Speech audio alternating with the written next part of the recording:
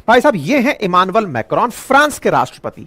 ये वो आदमी है जो कि इस समय बिल्कुल पुतिन स्टाइल में फ्रांसीसी अस्मिता, जो पुराने टाइम पर फ्रांस की इज्जत होती थी, वही प्राप्त करने के लिए निकले हुए हैं कि भाई हमको चाहिए फुल इज्जत, पुराने जमाने वाली, फर्स्ट जो वर्ल्ड क्लास था ना, वर्ल्ड वॉर था उससे पहले वाली।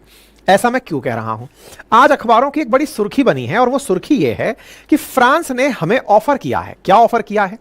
एनएसए डोवाल साहब हमारे इस सितंबर के अंतिम दिन पर जाने वाले हैं फ्रांस, और वहां पर जब जाएंगे तो इनसे जाने से पहले ही एक सूचना बाहर निकल कर आ गई है, और वो ये है, फ्रांस कह रहा है कि आप यहां आओगे ना तो हम आपको बहुत सी ऐसी चीजें देंगे जिसकी आपने कल्पना नहीं की होगी। बोले क्या? बोले हम आपको 5th जनरेशन फाइटर जेट का इंजन, पानी के अंदर चलने वाले ड्रोन, अमेरिका ने तो आपको रीपर ड्रोन दिया जो पानी के ऊपर चलता है, बंगाल की खाड़ी के ऊपर से उड़ रहा था तो वहीं खराब हो गया, बर्बाद ही हो गया। हम आपको पानी के अंदर चलने वाले ड्रोन देंगे। बोले क्या बात है, ड्रोन तो अनमैन्ड एरियल व्हीकल होता है। बोले पुराने दिनों की बात है, हम अनमैन्ड अंडर वाटर व्हीकल दे देंगे, यूयूवी दे देंगे। और बोलो, और सुनो, हम आपको सबमरीन दे देंगे। बोले इंडिया के पास तो है। अरे हम आपको न्यूक्लियर सबमरीन दे देंगे। बोले वो भी हमारे पास है। अरे टेक्नोलॉजी दे देंगे यार, और क्या चाहते हो भाई। ये दो अखबार की सुर्खियां ऐसी जबरदस्त बनी ना कि इससे अमेरिका के ऊपर घड़ों पानी डल गया होगा। क्यों? क्योंकि यहां पर अमेरिका फ्रांस के खिलाफ भारत को भड़का नहीं सकता, और उसके पुराने कर्म ऐसे हैं कि अमेरिका ने एक बार ऑस्ट्रेलिया और फ्रांस की डील को, अभी पिछले ही 2 साल पहले ही, ऑकुस गठबंधन बनाकर फ्रांस को धोखा दिया था। और फ्रांस ने तब कहा भी था कि अमेरिका वालों, मेरी पीठ में छुरा घोंपा है, इसका बदला लिया जाएगा। अब इंटरेस्टिंग कहानी क्या है कि डोवाल साहब अभी जाएंगे और मीडिया में खबर आ गई है कि फ्रांस ने कहा है कि आप अमेरिका गए थे हवा में ऊपर उड़ने वाला ड्रोन देने के लिए, मैं पानी के नीचे चलने वाला ड्रोन देता हूं। और सुनो, आपको अमेरिका बहुत दिन से कह रहा है कि मैं आप लोगों को AMCA यानी कि एडवांस मीडियम रेंज का ऐसा एयरक्राफ्ट इंजन दूंगा जिसे आप तेजस में लगाकर 5th जनरेशन बना लोगे। अरे छोड़ो, मैं उससे भी ऊपर का इंजन आपको दूंगा। इंजन नहीं, पैसे तो इंजन के हैं, मैं टेक्नोलॉजी ट्रांसफर करूंगा। इंडिया तो चाहता है ना मेक इन इंडिया करना। भाई खेल गया अपना, और ये ऐसे समय पर खेल गए जिस समय भारत को सबसे ज्यादा जरूरत थी किसी एक ऐसे धड़े की लाने की जो कि अमेरिका के आंखों में आंखें डालकर अमेरिका के साथ बैठकर उसको नजरें चिढ़ा सकता है। तो ये सेशन आज गजब का है, क्योंकि इंडिया ने असल में वहां भांजी मार दी है जहां अमेरिका कुछ नहीं कर पाएगा। ऐसा मैं क्यों कह रहा हूं, अब ध्यान से सुनिए। देखो क्या होता है, जब फाइटर जेट्स की बात होती है तो भारत ने हाल ही में राफेल फाइटर जेट्स खरीदे थे। भारत के जो राफेल फाइटर जेट्स हैं ये स्टेल्थ टेक्नोलॉजी वाले माने जाते हैं। मतलब अगर आपने अपनी तरफ से रडार चलाया, radio detection and ranging unit चलाई, रेडियो वेव्स निकलकर आसमान में आई, तो राफेल को वो कैप्चर नहीं कर पाएंगी, यानी कि वो राफेल से टकरा करके वैसे ही चली जाएंगी, पता भी नहीं चलेगा कि राफेल निकल गया, दुश्मन को जानकारी नहीं मिलेगी कि राफेल उसकी सीमा में आया था। खैर, फिर भी बहुत सारे सर्विलांस के तरीके हैं, आपको पता तो चल ही जाएगा जब गोले बारूद फटेंगे। आजकल हमारा राफेल 4.5th जनरेशन का फाइटर जेट है जो हमने फ्रांस से खरीदा है। दुनिया में अच्छा फाइटर जेट उसे माना जाता है कि वो गोला फेंक कर चला आए, गोला फटे उससे पहले वो अपनी सीमा में वापस आ जाए। है ना बड़ा इंटरेस्टिंग। इंडिया से फाइटर जेट गया, पाकिस्तान में गोला फेंका, टारगेट बना के फेंका कि ये उड़ा दिया, जब तक वो फटे इतनी देर में तो वो वापस घर आ गया, यानी कि कोई देख भी नहीं पाएगा कि गोला फट गया, इतनी देर में वो लैंड हुआ, वो वापस लपक के वापस आ गया। ऐसा कैसे हो सकता है? ऐसा हो सकता है जब इंजन का थ्रस्ट जबरदस्त होता है, मतलब अपने वजन से कई गुना तेज गति का थ्रस्ट पैदा करने में अगर सक्षम हो इंजन। इन्हें 5th जनरेशन का या 5.5 जनरेशन का वो कहा जाता है। ठीक है साहब। ऐसे में बड़ी बात निकलकर यह आती है कि भारत के साथ में जो आज के जमाने में राफेल चल रहा है ये तो खरीदा हुआ है, लेकिन भारत अपने लेवल पर तेजस विमान भी बनाने लगा हुआ है। हमने तेजस बनाया भी, मार्क 1 और मार्क 2 अपडेटेड वर्जन बनाने निकले हैं। मार्क 2 जब बनाने निकले हैं LCA तेजस का, तो हमें अमेरिका से इसका AMCA इंजन चाहिए। इंजन के लिए हिंदुस्तान एरोनॉटिक्स लिमिटेड जो है वो GE के साथ मिलकर, जो अमेरिकी कंपनी है उसके साथ मिलकर इंजन बनाना चाहती है। अमेरिका इस इंजन को हमें देने में लगातार हिचकिचा रहा है। हम अपना फाइटर जेट उच्च किस्म का बनाना चाहते हैं, हर दिन खबर आ जाती है कि थोड़ा और टाइम लगेगा, थोड़ा और टाइम लगेगा। यूएस लगातार हमारे तेजस के लिए, जो अपडेटेड तेजस बनेगा उसके लिए इंजन देने से लगातार हिचक रहा है। ऐसे में भारत को बड़ी दिक्कत आ रही है अपना नया F414 तेजस बनाने में। हमारे पास हवाई जहाज के लिए सबसे ज्यादा जरूरी है इंजन बनाना, और वो इंजन की तकनीकी हम अमेरिका से मांग रहे हैं। अमेरिका वाले कोई ना कोई तकनीकी व्यवधान बताकर रोक दे रहे हैं। फ्रांस ने हमारी नब्ज पकड़ ली कि सर आपके दुश्मन के पास तो ये है, चाइना वाले तो रखते हैं, आप नहीं रखते क्या? बोले नहीं। तो आप चिंता मत करिए, मेरे पास इसका इलाज है। बोले क्या है? बोले आपको ये लोग जो अपने इंजन देने वाले थे ना, बोले हाँ, बोले ये वाला इंजन जो आपको देते, इनके इंजन में जो थ्रस्ट था वो 97 किलो न्यूटन के बराबर था। मैं आपको 110 किलो न्यूटन वाला इंजन देता हूं, और इंजन छोड़ो, मैं उसकी तकनीकी तक ट्रांसफर करने को तैयार हूं। मतलब आपका सपना है ना कि मेक इन इंडिया कुछ करने का, आओ मेरे साथ, मैं टेक्नोलॉजी ट्रांसफर को तैयार हूं। अमेरिका वाले क्या करते हैं?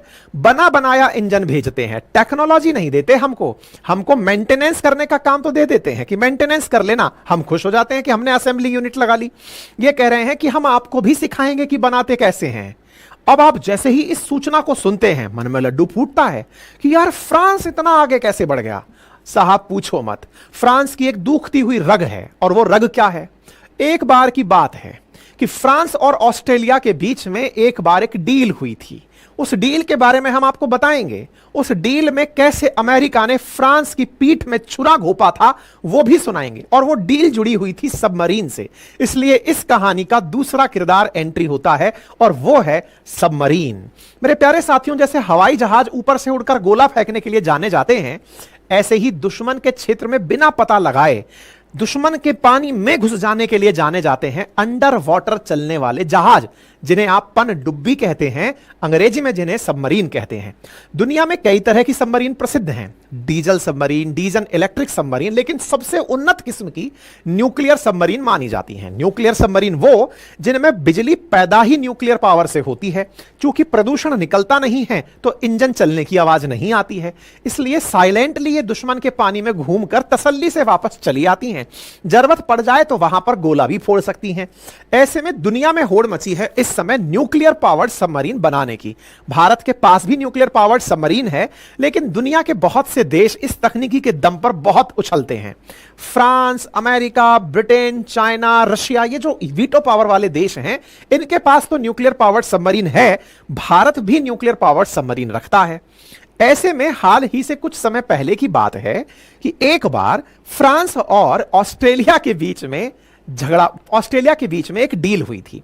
वो डील थी $50 बिलियन की। उस $50 बिलियन की डील में वर्ष 2016 में यह तय हुआ था कि ऑस्ट्रेलिया को फ्रांस 12 सबमरीन बनाकर देगा, जो डीजल इलेक्ट्रिक होंगी, यानी कि डीजल से चलेंगी और बैटरी चार्ज करती रहेंगी, ताकि साइलेंट बैटरी भी उसको आराम से दुश्मन के पानी में ले जाए।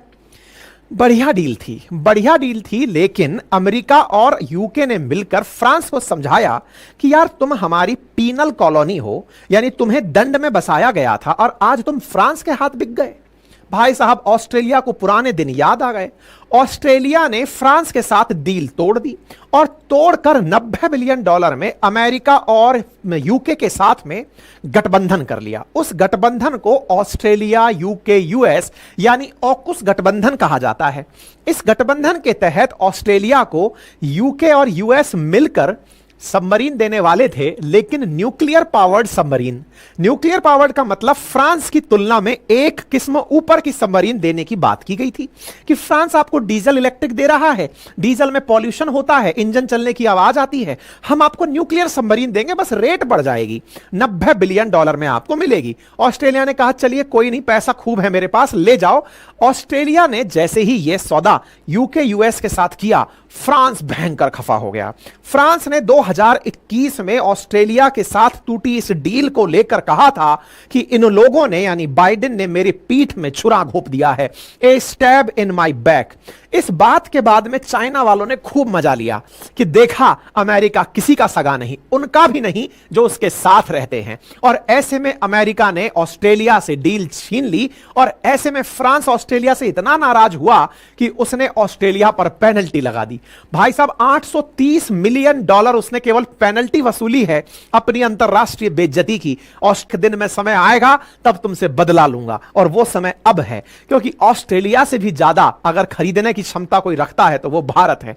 साथियों, असल मायने में मैक्रोन ने जब अमेरिका के साथ यह धोखा देखा तो उसने एक शपथ खाई और कहा कि यूरोप को अमेरिका का पिछलग्गू होने की जरूरत नहीं है। और भाई साहब मैक्रोन इतना भड़क गए कि वो अपनी यात्रा करने खुद निकल पड़े। छोड़ो सब बातें, वो चाइना से जाकर हाथ मिला लिए और कहा कि देखो भाई, बात ऐसी है चाइना वालों, यूरोप को तुमसे कोई दिक्कत नहीं है, केवल हम अमेरिका के पिछलग्गू बने हुए हैं, इसलिए हम तुमसे झगड़ रहे हैं। मतलब एक डील कितना नुकसान देकर गई अमेरिका को, वो तो तात्कालिक कारण था 2023 में जाकर के मैक्रोन शी जिनपिंग से मिले, और तो और रशिया यूक्रेन के समय जाकर पुतिन से मिल लिए और कहे कि पुतिन भैया, तुम अगर चाहो तो मैं तुम्हारी मध्यस्थता कराकर युद्ध रुकवा सकता हूं। यानी मैक्रोन जो है ना, ये प्यार में ठुकराई हुई प्रेमिका है जो बदला लेना चाहती है। और भाई साहब, ऐसे बदले में इस समय मौका भी है और दस्तूर भी है, क्योंकि अमेरिका इंडिया के साथ पन्नू पन्नू खेल रहा है और पन्नू को दिखा दिखा करके, देखो खालिस्तानी आ गए, कहो तो तुम्हारे साथ ये डील कर लें, कहो तो तुम्हारे साथ। ये जानते नहीं है अमेरिका वाले कि तुम जितनी पॉपुलेशन कुल रखते हो इतना तो हम यूपी में रखे हुए हैं, और जितना तुम लोग वोट देकर चर्चा में आते हो इतने तो हम पता नहीं हर महीने चुनाव करा लेते हैं। तुम जिस राजनीति को खेल रहे हो, दुनिया का सबसे बड़ा राजनीतिक अखाड़ा लेकर हम चल रहे हैं। किस इक्के को किस दूसरे इक्के से सेटल करना है, हमसे अच्छा कोई नहीं जानता है। ये तो समय की नजाकत है कि आजादी के 75 साल हुए हैं हमें, हमारे पास संसाधन कम है, जनसंख्या ज्यादा है। अदरवाइज तो तुमको कब का किनारे लगा दिया होते। हो सकता है तुम्हारे यहां चुनाव भी हम ही करा रहे होते। कमला दीदी जीत गई तो तुमके लिए, तुम्हारे लिए भी कहे तो हम यही देंगे कि हमारा ही आदमी वहां राज कर रहा है। खैर कोई नहीं, फिलहाल के लिए मैक्रोन को जब ये ऑफर दिया गया तो पूछा गया कि हाँ भैया, मैक्रोन ने कहा कि इंडिया वालों, मैं तुमको इतना मदद करूंगा, मुझे क्या मिलेगा। तो अगर आपने पंचायत वेब सीरीज देखी हो, उसमें जब एमएलए पूछता है वन राकस से कि तुमको क्या मिलेगा, तो वो कहता है आपको बदला मिलेगा। तो असल में फ्रांस जो है ना, इस समय बदले की उम्मीद के साथ में भारत के साथ चला आ रहा है। मतलब यह है कि जब यह फ्रांस चाइना के साथ जा सकता है, रशिया के साथ जा सकता है, तो इंडिया के साथ जाने में कोई बुराई नहीं है। और मैं आपको बता दूं, फ्रांस हमारा इतना अच्छा मित्र है। अगर अंतरराष्ट्रीय स्तर पर आप रशिया को नंबर 1 पर ग्रेड करते हैं ना, कि हर बुरे वक्त में हमारे साथ खड़ा रहा, तो रशिया, भाई साहब आप फ्रांस को भी उसके पैरेलल खड़ा रख सकते हैं। सोचिए, जब दुनिया भर ने हमारे परमाणु परीक्षण पर हमारे ऊपर सैंक्शंस लगा दिए थे, अटल जी की जब सरकार थी, तब यह फ्रांस ही था जो हमारे साथ उस समय भी खड़ा था, कह रहा था कि मैं आपके न्यूक्लियर इसका टेस्ट का समर्थक हूं। कश्मीर का मुद्दा हो, आज तक यह बंदा पीठ नहीं दिखाया। किसी भी प्रकार का यूएन के अंदर कैसा भी मुद्दा हो, हमारी चाहे वीटो सीट की बात हो, एनी टाइम जो भारत के साथ खड़ा रहा है वो फ्रांस है। मैक्रोन ही नहीं, जो भी सरकार आती है भारत के साथ एनी टाइम खड़ी रहती है। यानी यूरोप में अगर भारत का कोई बड़ा मित्र है तो वो फ्रांस है। ऐसे में भारत ने फ्रांस का उपयोग अमेरिका को सेटल करने में किया। और सेटल कैसे किया? सेटल साफ किया कि अमेरिका वाले इंडिया के साथ में फाइटर जेट का इंजन खेल रहे थे। इन्होंने हमें ऑफर कर दिया कि वो तो आपको कुछ 96-97 किलो न्यूटन का इंजन दे रहे थे, हम 110 किलो न्यूटन का देते हैं, और सुनो टेक्नोलॉजी भी दे देंगे। अच्छा, ये तो आपको टेक्नोलॉजी नहीं दे रहे थे ना? बोले नहीं दे रहे थे। और आपको ये रिएक्टर ड्रोन बेच दिए हैं, मैं आपको अंडर वाटर ड्रोन देता हूं, टेक्नोलॉजी भी दे दूंगा। और सुनो, आपको सबमरीन चाहिए ना, सबमरीन का टेक्नोलॉजी भी दे दूंगा। और बोलिए, और ये तो सोचिए ना, तब की बात है जब डोभाल साहब जा रहे हैं, उनके समय पर दिया जाने वाला बात है। अगर पीएम जा रहे होते तो सोचिए ये आदमी क्या क्या तैयार कर देता।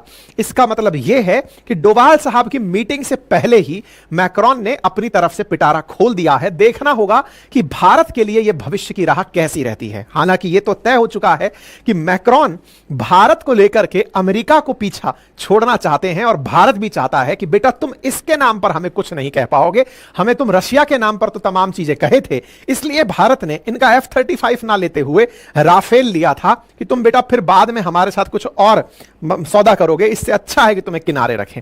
तो खैर, फिलहाल के लिए भारत की यह कूटनीति कैसे काम आती है? क्या भारत वाकई में 5th जनरेशन इंजन लेने में कामयाब हो पाएगा? अभी तो चर्चाएं ही हैं। इन चर्चों में कितनी गहराई है, इन चर्चाओं में कितनी सत्यता है, यह समय आने वाला बताएगा। फिलहाल के लिए इतना ही है। बाकी आप इस विषय पर क्या सोचते हैं जरूर बताएं। दुनिया दुनिया में लेकिन आज एक बड़ी खबर जरूर बनी है और वो ये है कि एशिया में इंडिया तीसरा सबसे पावरफुल देश बनकर उभरा है, जिसने रशिया और जापान को भी पीछे छोड़ दिया है। ये कोई और नहीं, लोवी इंस्टीट्यूट का कहना है कि एशिया में सबसे पावरफुल अगर अमेरिका है, नंबर 2 पर चाइना है, तो नंबर 3 पर इंडिया है, जिसे भारत सरकार ने भी साझा किया है कि एशिया की third most powerful country India बन गया है। तो खैर, इसी तरह से भारत आगे चलते हुए रक्षा क्षेत्र में भी आत्मनिर्भर बनेगा, मेक इन इंडिया और बल देगा और भारत एज ए इंपोर्टर से एज ए एक्सपोर्टर सिद्ध होगा। बाकी आप इस विषय पर क्या सोचते हैं, अपनी राय जरूर कमेंट बॉक्स में रखें। चैनल पर नए हैं तो चैनल को सब्सक्राइब कर लें, बाकी साथियों के